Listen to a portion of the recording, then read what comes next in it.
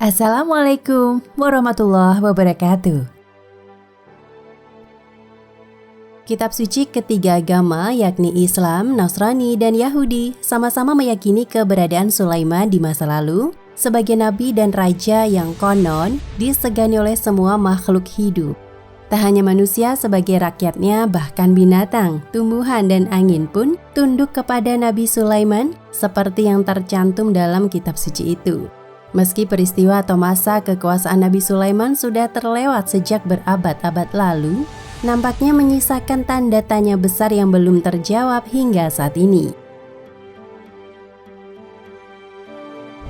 Sebagian orang meyakini harta Nabi Sulaiman masih ada dan disembunyikan di suatu tempat, seperti harta karun.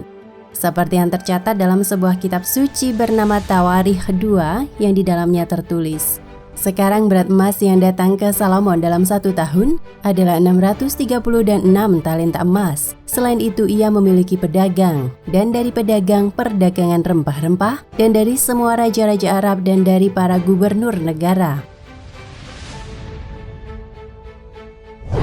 Selain itu tercatat pula, Raja Salomo membuat 200 sasaran emas yang dipatahkan, 600 shikal emas pergi ke satu sasaran, dan dia membuat 300 tameng dari emas yang dipukuli.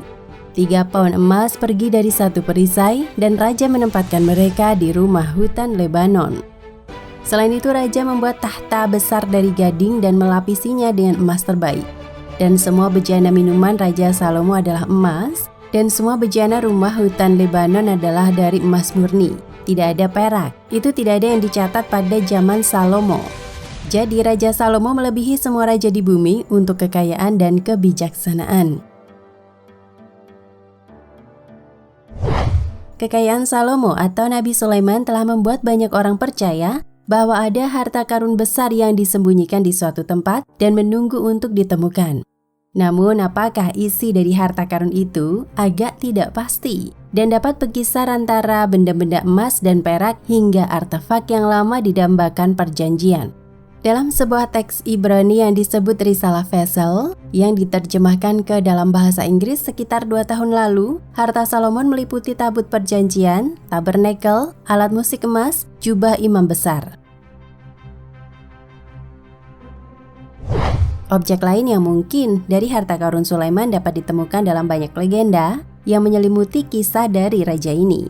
Salah satu legenda seperti itu berbicara tentang Salomo yang memiliki cincin materai di mana nama Allah diukir. Dan cincin ajaib ini, Salomo mampu memerintahkan iblis untuk melakukan perintahnya. Lalu banyak dugaan di mana beberapa peninggalan dan jejak Sulaiman ada di Yerusalem. Hal ini dilihat dari dinding yang dibangunnya di sekitar Yerusalem. Dekorasi batu dalam bentuk 2 bintang Daud yang saling bertautan yang dikenal oleh umat Muslim dan orang Yahudi sebagai Khatam Sulaiman. Selain itu diyakini dinding tersebut berfungsi untuk melindungi kota dari roh jahat. Simbol ini telah dikaitkan dengan kekuatan supranatural dan perlindungan sejak zaman kuno. Lalu benda yang paling dicari selain hartanya adalah peninggalannya, seperti kuil suci yang menurut rumor kini tengah diincar oleh bangsa Israel dan diyakini tersembunyi di bawah Masjid Al-Aqsa yang hingga kini kebenarannya tidak dapat dipastikan. Dalam literatur kuno, Temple of Solomon atau Kuil Sulaiman yang dikenal dengan Haikal Sulaiman juga masih menjadi misteri, meski umat Yahudi meyakini keberadaannya di bawah Masjid Al-Aqsa. Sebelumnya, pendapat tersebut sudah mendapat banyak bantahan, salah satunya dari Israel Finkelstein, arkeolog dari Universitas Tel Aviv yang meyakini keberadaannya di sana.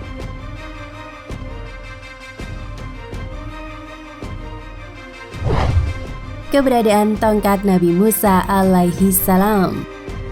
Tongkat Nabi Musa alaihi salam merupakan salah satu mukjizat yang diberikan Allah Subhanahu wa taala sebagai penguat kenabian dan kerasulan. Di manakah keberadaan tongkat itu sekarang? Hingga saat ini tidak ada literatur yang secara jelas menjelaskan soal keberadaan tongkat Nabi Musa alaihi salam yang dengannya bisa membelah Laut Merah sehingga lolos dari kerajaan Fir'aun. Melalui tongkat itu juga Nabi Musa beberapa kali menunjukkan mukjizat atas kuasa Allah Subhanahu wa taala.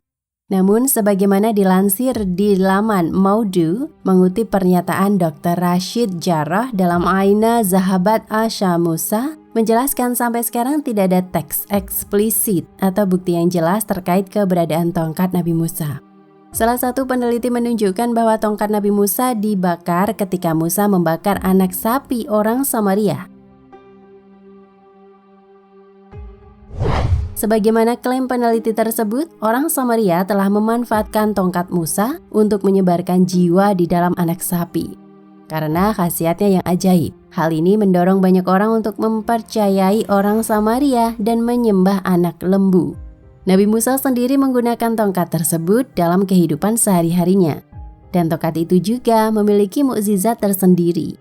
Misalnya Nabi Musa biasa bersandar pada tongkatnya saat melakukan perjalanan, bepergian, dan mengembara. Tongkat itu juga digunakan untuk berjalan dan dapat berdiri tegak sehingga Nabi Musa bisa berdiri di atasnya. Tongkat tersebut juga untuk mengetuk cabang-cabang pohon agar jatuh daun-daunnya untuk kemudian dimakan para domba gembalaannya. Tongkat ini memiliki 2 kepala cabang yang dipakai untuk menggantung busur dan anak panah. Pada malam hari, kedua kepala tongkat itu akan menyala seperti lampu. Beberapa manfaat lain dari tongkat Nabi Musa ialah tongkat itu membantu beliau untuk bisa minum air dari sumur yang dalam. Tongkat ditancap ke tanah dan bertahan lama sampai keluar air dari sumur yang dalam itu. Kepala tongkat itu kemudian berubah menjadi seperti ember. Lalu Nabi Musa mengisinya dan meminum airnya. Jika tongkat tersebut dicabut, maka air akan berhenti keluar.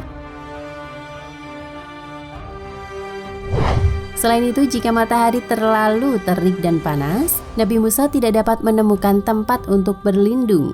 Maka tongkat itu akan mengeluarkan cabang-cabang, lalu jubah Nabi Musa diletakkan di atasnya sehingga menjadi tempat yang teduh. Ketika Nabi Musa ingin buah, tongkat itu ditancapkan ke tanah, lalu tumbuh dan menghasilkan buah. Wallahu a'lam bishawab. Nah, pemirsa Ensiklopedia Al-Fatih, sampai di sini perjumpaan kita kali ini. Semoga menginspirasi.